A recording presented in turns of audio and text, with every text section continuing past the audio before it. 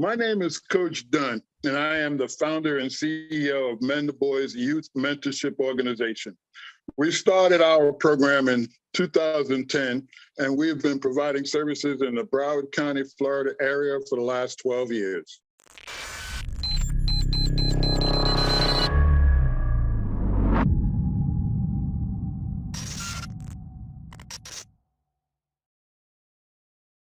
Hey, it's Kellen, and today on Diversified Game, if you are in the Broward area, if you are in South Florida, if you have a young boy, know a young boy at risk, and trust me, a lot of them, if not all, with today's times are at risk and they need services, programs to get into. You know, an idle mind is the devil's workshop, so they need to get involved. We have Coach Dunn from MEN2BOYS. He's going to give us the game on what his organization has been doing for the past 12 years. I bet he started before then, but that's just what he's giving himself credit for. Coach Dunn, welcome to the show. How are you doing? Thanks for having me, Kellen. Thanks for having me. I'm so glad to be here today to talk with you today. I'm doing fine here in Broward County and excited and looking forward to talking about my favorite subject. Well, you have a beautiful website. Links will be in the description, whether you're listening or the minority of you who are watching, but them numbers keep coming up, so keep sharing the game. Tell people about MEN2BOYS and why this, was such a need, something you had to do. And I know for the past 5 years, you've been going full time, you told me. So, give us the game on what MEN2BOYS is all about, because I'm going to let you guys know it's for boys only, single gender. And I appreciate it when I saw that, because those boys are going to have a real difficult time. They can't marry in. Nobody's giving them anything extra. Give us the game on MEN2BOYS. I'm going to give you the game right now, man, and I like that. MEN2BOYS, who we are. This is what I call who we are. MEN2BOYS Group Mentoring Program is obviously a nonprofit 501c3 tax-exempt organization. MEN2BOYS has been operating in Broward County, Florida since April of 2010. Our mission is to provide group mentoring and team coaching to boys and young males in our community and the surrounding area, to encourage our young males, to empower our young males, to equip, to educate, to energize, to elevate our young males, to make responsible choices, smart decisions, recognize their passions, and discover their purpose. We go on. Our vision is to operate a program that provides generations of boys and young males with information, influence, advice, and guidance through group discussions, workshops, seminars, conferences, events, and activities. MEN2BOYS has many goals. The first is to establish a group conversation that focuses on responsibilities of making positive and productive choices and decisions, everyday choices and decisions, long and short-term choices and decisions. Our goal is also to promote the importance of education and academics, achievement, and student success, meeting short-term and long-term goals in education, as is a direct focus of MEN2BOYS. Beyond that, another goal of ours is to promote the idea of selecting and creating positive and productive friendships and eliminating our negative friendships, advising and guiding young males on how to manage relationships in their lives and to identify the important relationships from the casual relationships. In many cases, through struggles and failures in and out of the classroom, young males develop self-destructive habits. They are then ill-equipped to identify and eliminate bad habits, and therefore they lose faith in the possibilities for their futures. The loss of hope leads to negative consequences. MEN2BOYS is a male-only single-gender program to ensure focus, emphasize seriousness, and to create bonds. We're also responding to the growing number of young males that are being raised in fatherless homes. Many of these young males are falling through the cracks at school or are already entangled in the juvenile justice system. We provide group mentoring for young males, most of whom are facing a turbulent transition to malehood. We offer a positive support system to help them avoid the pitfalls that will derail their lives and in many cases destroy their futures. MEN2BOYS will create relationships with these young males who participate in our program, with all of the young males in our community. to assist and develop their confidence, their maturity, their hopefulness, and then their dreams. Last but not least, I'll close this by saying Men2Boys group mentoring will become an invaluable resource to the young males as well as aspiring adult males in our community and the surrounding area, and eventually beyond. That's awesome. Men2Boys. That's Men2Boys. You packed a lot into that. Can you tell, especially for the parents, nothing new is under the sun. Folks been having children on top of kids having kids. But what is the main, issue? If you could tie it into one thing, the main thing that you're seeing where we're seeing more boys, at risk, getting into trouble, or if they're not even getting into trouble, maybe not passing school, maybe not going to their full potential. Okay, they graduated high school, but they, could have went to college. Maybe they finished college, but then they can't find that job. What are you seeing that is the start of that? Because that's what, Men2Boys, I'm sure, is seeing it over and over and over again. And you can say, this is where we need to start. Yes. And to actually give you a general answer to the question, because the answer is not just black and white, cut and dry, but to give you a definite general answer, I would have to say the boys who fall through the cracks are the ones that do not have a strong support system. Wow. They just don't have a strong support system. I mean, Kellen, I can tell you there are boys out there right now that have basically no support system. And our society has become more difficult for a youth than when it was in my days, when I was their age. The pitfalls, the challenges, and quite frankly, the predators weren't as many back then as they are now. And to have a youth literally walk out the door of their homes and not have protection. I mean, protection in the port of support that's given to them in the form of information, responsibilities, requirement of behavior, someone watching over them. We literally have a lot of youth that have none of that. And they're actually walking out the door of their homes to go out into our communities with little or no information on how to avoid problems. That's scary enough, but that's just a general answer. To be honest with you, I've said it before and I say it again, we do work with hundreds of so-called at-risk boys every year. And I've said it before and I'll say it again, those who are the highest at risk, because that's just a term, but those boys that I've come across that are really exhibiting a lot of bad behavior, none of them have come from homes, where I've said, that have award-winning parents.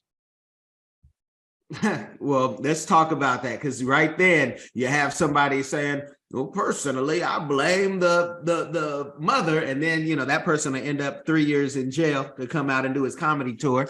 And then you'll have folks on the other end say, nah, but where are the fathers? And what we see in the studies for the Black men who do have children and are able to take care of their children, they say they put more time into them, the research shows. So it's like, okay, we got some Black men who are doing a great job. They're not going to get, kudos, just like, that's not why you do it. You do it because it's your responsibility. But can you talk about, that parenting? Is it an age thing? Is it an education thing? Is it a cultural thing? Because you might have on one side, hey, the, Haitians, they do a great job, but, the other side, I don't want to start a war down here in South Florida, online. Yeah. But is it any of that? I'll tell you, I don't think it's a cultural thing. And I don't, I get in trouble sometimes when I am too outspoken about this particular subject. But I do think it's an age thing. I think it's something that's afflicting the parents that are currently in their 30s and 40s, some even definitely even their 20s. I think that I wrote a blog years ago that there's a difference between being a parent and being an adult living with children. Mm-hmm. There's a difference. Parents sacrifice. Adults live. I see a lot of households where you have adults that have children, but do they meet the standard of parent? In my opinion, they're not showing the sacrifice that they need to do for the sake of the children, the child. And so I see that in a generation, the generation of now. No offense to you, your generation, because again, like I said, the predators and the challenges of being stable and successful in our society continue to increase every generation. And I'll introduce social media into the conversation. Well, social media, and it's only going to get better for some and worse for others with, the chat GDP and all this automation. I just came back from the country's biggest consumer electronics show in Vegas a few weeks ago. And, AI and cloning is really here, but we those of us who are in those spaces and want to learn, we've said, okay, we're waiting for it because it makes our days easier. But, the social media, I told my cousin this last night. I said, for however you feel about any of our aunts or uncles, we didn't see any of them on the screen twerking. In tight pants, mother-daughter challenges. I'm glad that Black women that Black don't crack. I benefit off that, right? I love it. But when I can see both of the inner linings, because you guys got your shorts so tight and you think that's cute, I just thank God. I say, man, none of my aunts, my mother, and if my grandmother was on there, I'd be like, And some kids do have their grandmothers on there because they're young.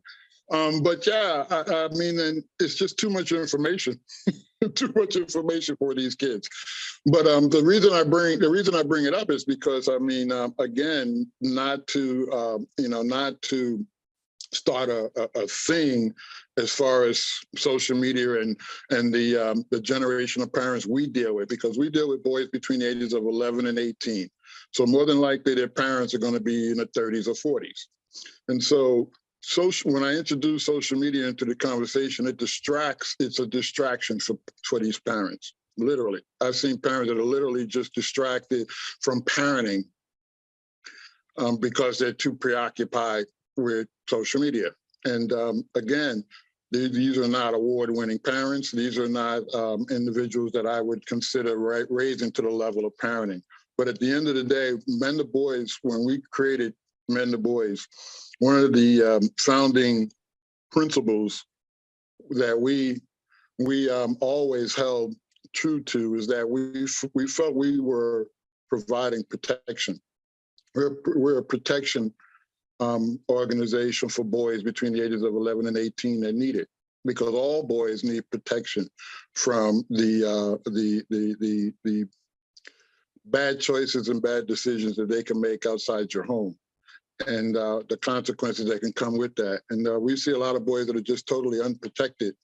There's a saying we came across recently that said every youth deserves a clear path to a healthy adult life. Every youth deserves a clear path to a healthy adult life. They all don't get it. They definitely all don't get it.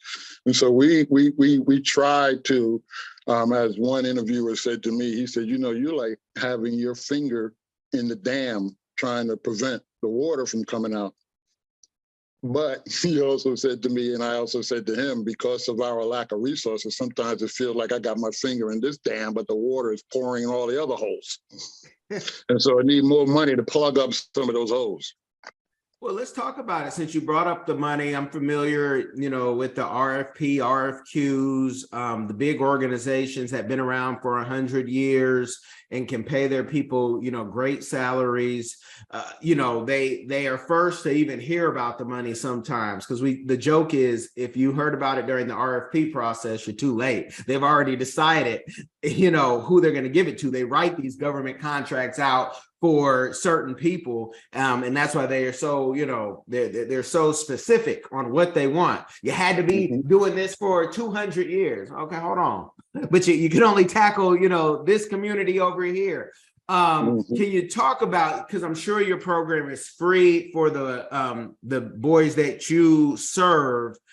How, besides government grants and government RFPs, has the community come together? Is the city saying, you know what, we got this aside, or do you need the community to even more, because maybe none of that is working for you right now?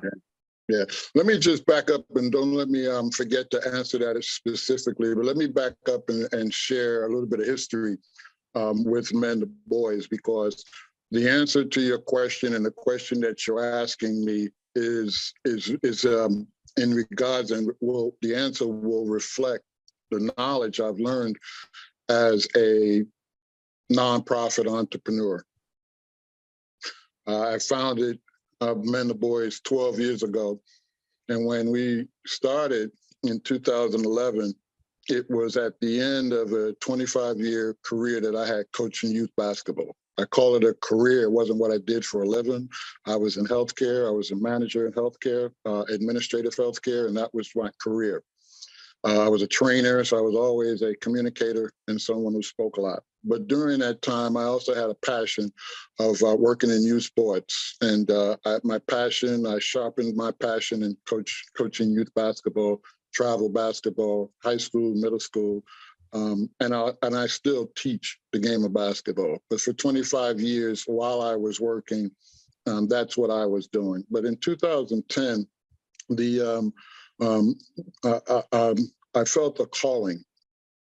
The circumstances kind of fell in line for an opportunity to just create a conversation, man. We were not looking to create an organization. We were looking to create a conversation. We wanted to get into a room with some boys who were growing up in single parent homes that did not have a father in their household. We used our church that we still attend, but at that time, we used the church as a platform in which to launch this group. I coached the middle school basketball team at their academy, so I had the access. And me and a few other brothers that were around me at the time, we got together and we came up with this weekend idea to do a weekend event, Friday night, Saturday, all day Saturday kind of event. It turned into what we called a Dream Day event. And it was very successful in terms of we were able to meet 41 boys, have 41 boys show up between the ages of 7 and 17 or 7 and 18. And we spent a great day with them. And it was a great experience, exactly what we wanted to do. But again, we did it because we wanted to create a conversation. But when at the end of that event, the mothers who brought those boys to the event, all of whom were growing up in single parent homes without fathers, really wanted to know if we'd do it again. And since they were church members of ours, we mentioned to them, sure, we'd look to do it again next year. And they looked at us and said, next year? They were more hoping we said like next month or next week. And so we got that, we heard that. But we did do it again the following year. And the following year when we did it, we doubled the amount of boys that we had the first year. And so at that point, we kind of realized that there was a need, there was a thirst for what we were doing. What we were being classified as a safe place, because it was through the church, a safe place where mothers of boys can bring their sons to be around men that they trust and they felt would be a good a positive experience for their sons, because all those majority of single mothers who are growing, who have boys at home, the majority of them do want their boys to be around men if they're not being around men. And so that at that second event, that's when we decided to file our 501c3, because we didn't even have it at that time. And we filed our 501c3 back then, but even after that, we didn't do another event until the following year again.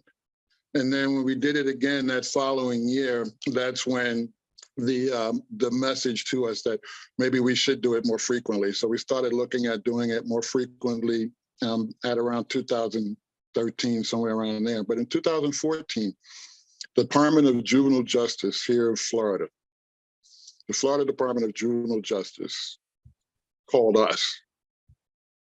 They found out we were in the community.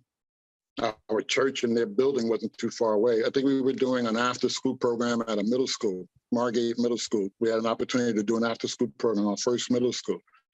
And one of the parents of one of the boys who attended that group worked for the Department of Juvenile Justice. Without even mentioning anything to me or any of the other guys at the time, she took that information back to her superiors at DJJ, Department of Juvenile Justice, and we got a call one morning from them. And they wanted to know more about our program and wanted to know if we'd be interested in coming in and talking to them about it. And so obviously, and it was 8 o'clock in the morning. I'll never forget it because I was getting dressed to go to work. And DJJ called me to say, we're interested in MEN2BOYS. I was like, for real? So needless to say, we scheduled the appointment, and also thinking that this was going to be an opportunity for us to get some resources too, because up until that point, we were only getting donations from people from the church. But we didn't have a lot of expenses. To do a group, all we needed was pizza and soda. We didn't have no expenses.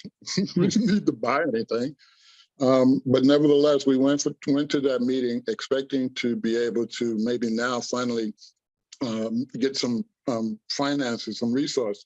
But we met with them. We met with the chief probation officer, and who I still have a relationship with now. And she made it clear to us that they did not have any money in their budget to pay us, but they needed us. They didn't have any money to pay us, but they needed us. And they laid out why they needed us. And I looked at it and I saw they needed us, but I realized they didn't have any money. And so I made, the best decision I think I could make at that time.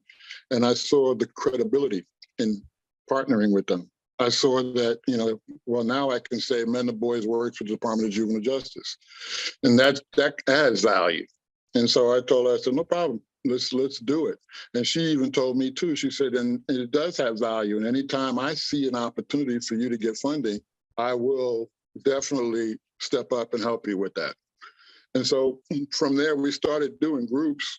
And then a couple of years later, and we had been doing groups with them every Tuesday, and we still for the last 8 years. But a couple of years into that relationship, the Department of Juvenile Justice had an event down in South Broward. And this event was to show the community the different things that the Department of Juvenile Justice was doing for the youth that come through the system. And they promoted our program. And in that event where they promoted our program, there was a program manager who worked for the Children's Services Council. And the Children's Services Council is the largest organization in Broward County funding nonprofit organizations. Children's Services Council is the organization. If you have a nonprofit organization or you're trying to run a nonprofit for youth, you need a relationship with the Children's Services Council. Up until that point, we didn't know who they were. And they, again, because we didn't start this trying to create no nonprofit. We just were happy with creating a voice in the community with the boys. But a gentleman from there approached us, who was at the event, and approached us, introduced himself, told us who he worked for, and mentioned that he thought that the Children's Services Council, that we should apply for one of the new grants that they were offering at that time. There was an RFP out, request for funding. There was an RFP out, and he thought that our organization would be a strong candidate. being that the program that they were offering was called a grassroots grant, in which they were trying to fund organizations, smaller organizations in the community, organizations that grow within the community, not fund the Urban League and the YMCA and then have them bring programs into the community. No, they wanted to go into the community, find programs that were already existing and elevate those programs. And so we were lucky, again, God's timing, we were lucky at that time to be around when they were looking for people like us. And we were lucky to be in a situation where they saw us. And so we went through the process, and we were only one of only 4 grassroots organizations that received that funding at that time out of hundreds that applied. But again, they really wanted to work with our organization, not only because it was a grassroots, but they also saw that single gender need. They also saw that single gender value. And so the biggest thing that Children's Services Council did for us wasn't the funding. And they did give us funding. They gave us funding to do everything we needed to do and more. But the thing that they did for us that was better was they taught us how to provide a service, because they taught us how to do it in the system, in the nonprofit system. Then I call it CSC University, because the 3 years that we spent, 3.5, close to 4 years we spent with them, it was more what we learned than what we got from them as far as money. And they taught us how to be a real organization. They taught us how to do all of the administrative work, all of the stuff that we didn't know. I know how to go sit in a group with a bunch of boys and talk to them and create a beneficial conversation, but all that other stuff we had to learn. So that was huge. But then the pandemic came, and when the pandemic came, a lot of the opportunities for funding were halted, and our contract had ended, what they call sunsetted, because it was only for 3 years. Our contract had ended with them. But, again, at that point, it becomes a business now, because, you're trying to hold on. I remember in your thing, you talk about started, how the organization started, sustained, and succeeded. Mm-hmm. There's stages. There are definitely stages to this. There is a start, but then it's the sustain. How do you create sustainability? And that's important. And I like to think that 12 years into the game, and people come to us asking us questions on how we have sustained it for 12 years. But I tell you, the real answer is you never feel like you're never too confident that you have reached sustainability. You're always fighting to stay. Like I tell people too, the funding comes and goes, but the groups, I mean, we're funded, we work, but at the same time, we're not even close to having the kind of resources that would really allow us to provide that protection, give that information, and also that exposure. Because we also feel as though 2 things that boys of today need that they lack so much, and that's information and exposure. And so those are the things that we try. But the resources part, when you talk about RFPs and all of that, to be honest with you, the healthy nonprofit organization is one that does not live off of grants. Grants in a healthy, structured organization, a nonprofit organization financially, grants is below what they call program services fees. Program services fees should be twice as much. You should be getting twice as much revenue in your program services fees than you're getting in your grants, because program services are people who will pay you directly to do your service. Nonprofits do not live off of government money. It's nice to have it, but like you said earlier too, a lot of it comes with restrictions and specific individuals to to be able to serve. And I know my one of my board members, it drives him crazy. He can't stand when money comes with those kind of restrictions. But you know, there's a organization here in Broward County. There's an organization here in Broward County that I kind of I kind of learned from their development, and it's called PACE Center for Girls. Mm-hmm. PACE Center for Girls has been created and sustained for 35 years, providing a service to help girls who come through the Department of Juvenile Justice. Girls that come through, at-risk girls that come through the Department of Juvenile Justice. The reason why I say that in kind of that tone is because if you look at the statistics, 8 out of every 10 juvenile arrests in Broward County are boys. That means 2 out of 10 are girls. This organization has been funded for 35 years. Wow. For girls. The boys are triple the problem to our community. What's behind that? What do you think? Yeah, you tell me. I have no idea. You know, everything else is all about representation. Everything is about representation. It's not, you know, it's not who you are, it's how good you represent yourself. Mm-hmm. And, you know, when I look at their 990, you know, because everything's public, so their annual finance records, the thing that jumps out at you is that difference between program services and your revenues and grants. And their program services is twice what their grant intake is.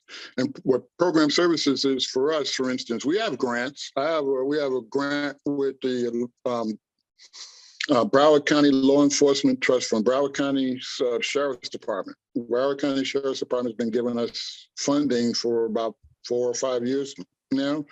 They've increased their funding to our organization last year to include 2 different programs. And so that's grant funding, but yet we also do program services for the city of Deerfield Beach, and they pay us directly for the groups. They pay us a fee for us to come in and do a group in the rec center. So that's the difference between program services and grants. I have more of an opportunity to go to different places and get paid our hourly rate or our fee to provide service than to file the applications for a grant. You'll get the funding, but it's applied differently. So as a businessman, I mean, every day I can go out and create a new program service. Every day I can go out and find a new organization. I have the Broward County Urban League.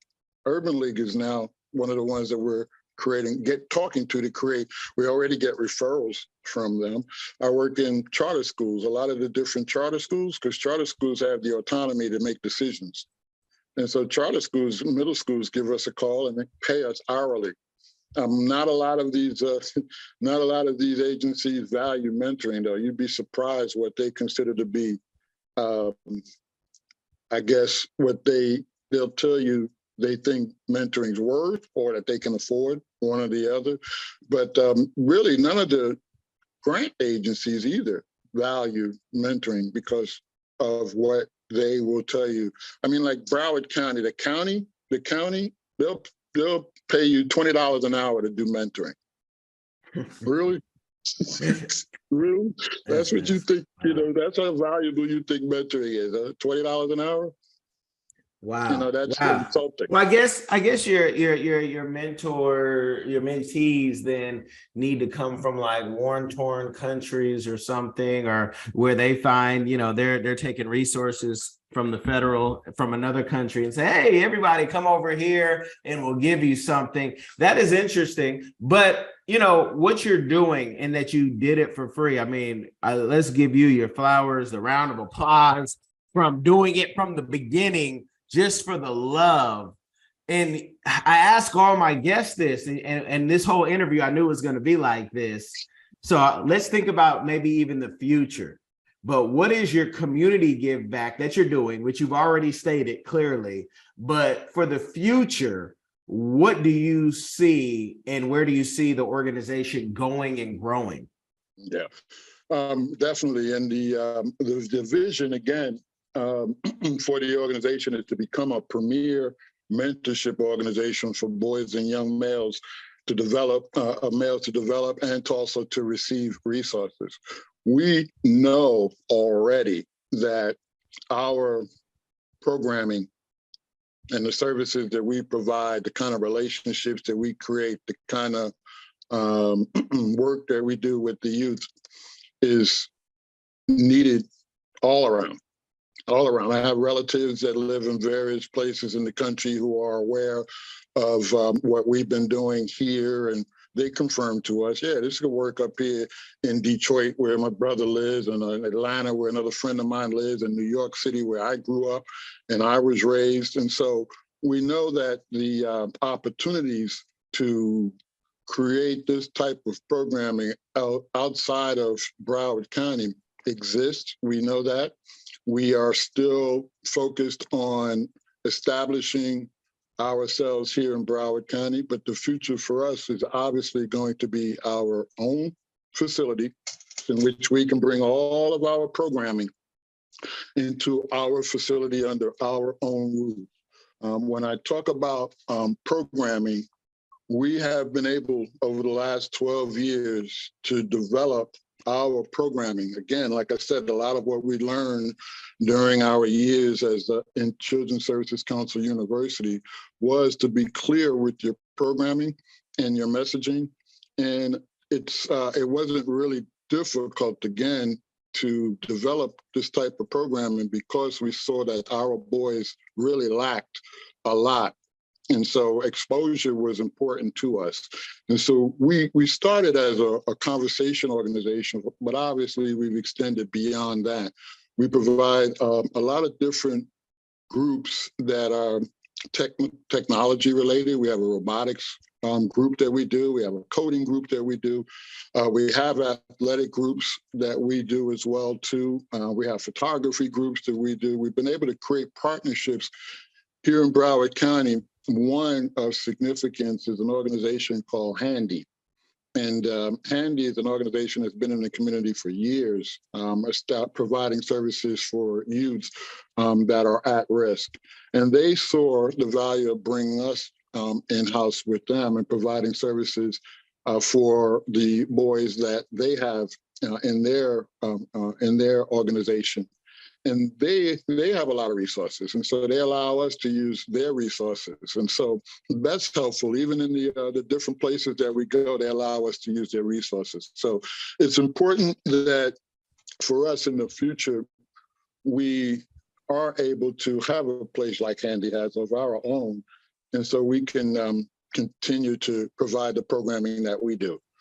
One of the other things that's also important to us too is, well, three things. Whenever we begin a relationship with the mentee, there are three areas of his life that we let him know that we're going to work with him on. And that is academic improvement or academic development, street behavior, and home relationships. And so academics is very important to us, Kellen, because I'm gonna tell you right now, we have a crisis right now in our Black and Brown communities, especially in Broward County, because I know it firsthand. We have a crisis when it comes to our boys graduating from high school. You cannot graduate from high school without parent support. You just can't. You're too immature to do what's necessary. You need somebody to make sure that you do what you need to do. And we have too many boys right now that I know that I work with right now that are just not getting that kind of support. And it's important. I mean, it's sad when I will be in a group and I'll meet a boy for the first time, and we're talking, and he's of high school age, between 14 and 18, and the question gets around, where do you go to school? And then we'll ask him, okay, so how many credits do you have? And it's almost like I can tell you the boys that can't answer that question. I can look at the boy and tell you the boy that can't answer that question. They could be in the 15, 16, 17, supposedly 10th, 11th, 12th age grade, do not know how many credits you have. And that's the first indication that you're probably underwater. You're probably in trouble if you don't know how many credits you have. Because again, I have boys who I've helped get jobs. I have guys who work, who are teenagers. If I ask them how much did you make last week on your check, they'll tell me to the cent. Yeah. I'll ask them how much do you expect to make in your check coming up? In their own way of not really knowing deductions, or they have an idea. They know what they expect, and so you pay attention to what you value. And these boys are going to school every day and do not have an idea how many credits they have. And they also, when you ask them how many credits do you need to graduate, they don't know. So if you're in school and you do not know how many credits you need to graduate, you're in trouble. You're in trouble.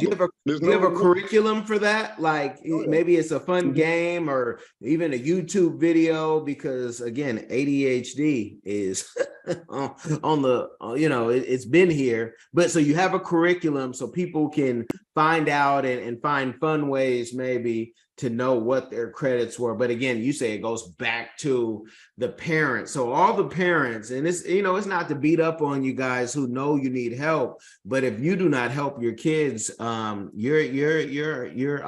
calling you this, not Men2Boys, but you're not doing justice. You're kind of a bum as a parent if you're not guiding your kids that way. And to be honest with you, Kelly, they have technology helps parents too, man.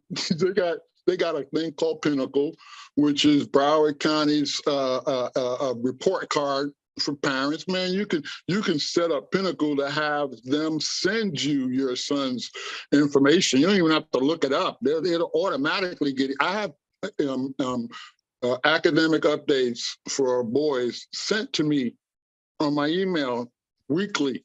I don't have to go looking for it. And then I can just look and see if somebody's having a problem and pick up the phone and call them.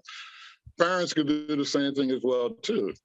But that'll mess with their Instagram and TikTok time. So they don't always have time for that. That's the first thing first. They made $70 on TikTok and trying to get to 70,000, but don't lose your kids. We had some technical issues in the beginning. In Zoom, we're not blaming you, Zoom. We're thankful for that. We're thankful that you're working. But you guys, let me give you a real life example and overshare. My wife, before she does her business and she has a meeting, right, that she has to go to, she's speaking at a middle school right now, talking about her CNA to MD.com program. And I told my kids to go with their books that they sell, LondonandSydney.com. So I said, I'll come get you, because between my other interview at noon, so I'm wrapping it up, folks, not because we couldn't talk about this all day. It's because I'm going to have to drive to Palm Beach Gardens and go get the kids and get them back. Yeah. Parenting. Hey, let me shout out my wife too, real quick too. My wife has been by my side working Men2Boys with me for the last 12 years. Couldn't do it without her, because my wife has a degree in business, and I married my wife before we started the program, so God knew what He was doing, and so she has been instrumental, and she is also the chairman of our board, or chairwoman of our board, and so shout outs to my wife. I couldn't have done it without her. Man, this is good game. You guys, links are going to be in the description. We could do this with Coach anytime. Coach, if you have something, whether it's a fundraiser event, and you say, you got my info, however you want to hit me up, just let me know, because, I interview a lot of local people, and there's a lot of great speakers and a lot of great people who want to give back. Sometimes when you're going after the money, trying to make sure these colleges and everything's going to be paid, it's hard to stop. Whereas when I didn't have kids, I was so involved in things, but now it's okay, let's race, because we only have so much time with these kids until they're 18 and out of the house, and they're ready to leave now. They told me they got their house picked out where they're gonna live, and might have a room for me. So let the people know where they can go find you for more information. I'm gonna say it first, Men2Boys mentoring.org, but let them know if there's any other place, social media, podcast that you like to connect with people. Please give us Definitely. Appreciate it. Men2Boys mentoring.org. That's definitely where you can go. And it's also a place in which you can go to support what we do as well, too. We are also on YouTube.